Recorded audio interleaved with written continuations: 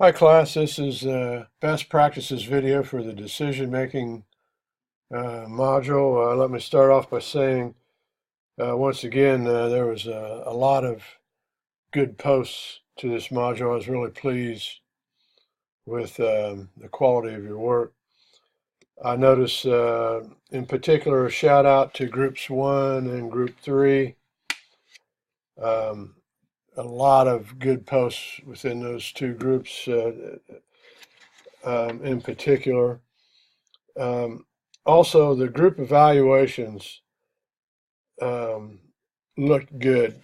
Most of the scores were eights, nines, and tens, so that's good that you seem to be satisfied with the quality of the discussions you're having in your groups. Let me go through some best practices here. This one, this one is from Rachel and let me see. Rachel in group 6. So nice job, Rachel. You can see she's got the introduction. She uses STAR for her behavioral uh, interview question. She follows diet in solving a case study. Um, Important term concept, an exam question. She's got an evaluation for her group and a conclusion. So she did a nice job. So good job, Rachel. This is Ellis in group 1. Nice job, Ellis. Same thing, he's got an introduction here. He follows the STAR format in his behavioral interview question. He followed diet in solving the challenges. He's got his important term or concept, exam questions, answers in bold. He evaluated his group and then ended with a conclusion. So nice job, Ellis. Um, Groupthink was probably the most mentioned term for important terms. And I want to talk, before I close this out, I want to talk for a minute. Well, I'll just say a couple things. Groupthink um, is not good. It's when the leader uses authority or coercion to overpower people with a different opinion. And the most common examples, like in the Kennedy administration, the Bay of Pigs, there were two generals saying, "Hey, it's going to be crazy to attack Cuba," and at that time, President Kennedy shut them down and did it anyway, and it almost caused a nuclear war. Um, Challenger was a big one. The spaceship Challenger um, traumatized a lot of students in school because there was a school teacher on board the shuttle.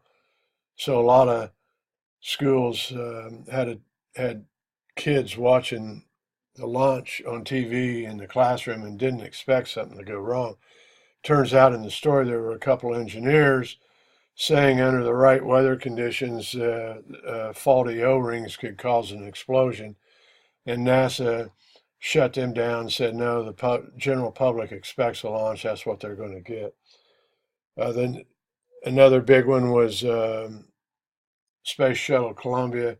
Same thing. You had a couple engineers saying, "Hey, there's a problem with heat shields," and it disintegrated coming in over the state of Texas.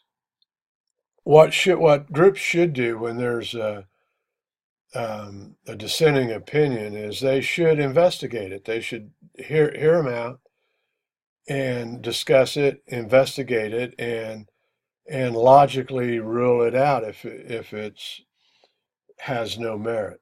Had they taken the time to investigate the dissension in those examples, they would have discovered that there was merit to each of those cases, and it would have probably resulted in a different decision. So groupthink is something important to remember. I also, coming up here in the motivation module, I want to point out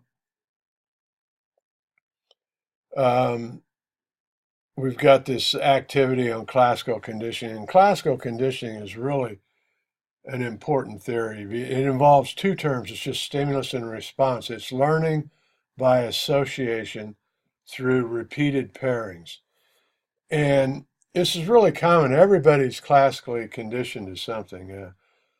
We all also classically condition our pets because our pets spend a lot of time observing our behavior. So, for example, if I pick up my dog's leash, he's up, stretching, ready. He's ready to go. It's like, hey, it's walk time.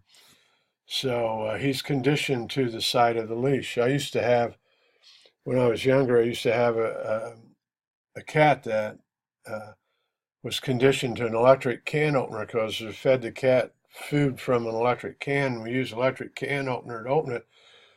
So when you'd open a can of any kind on an electric can opener, here come the cat come flying because she was conditioned to the sound of the opener. I know I've also I'm conditioned to the smell of pumpkin pie baking. It makes me think of my grandmother because she was well known for her pumpkin pies at the holidays. My father worked in a wire factory, so there was a smell, a unique smell to that, and when he would come home from work, it would have that smell. So I noticed I'm driving to Chicago. I'm on I-94, and when I go through, enter in the northern, north part of Indiana and start to get to Chicago area, there's a lot of steel factories in it, and I smell that, and it makes me think of my father right away. So pay attention to that. That activity. I think that's really an important theory.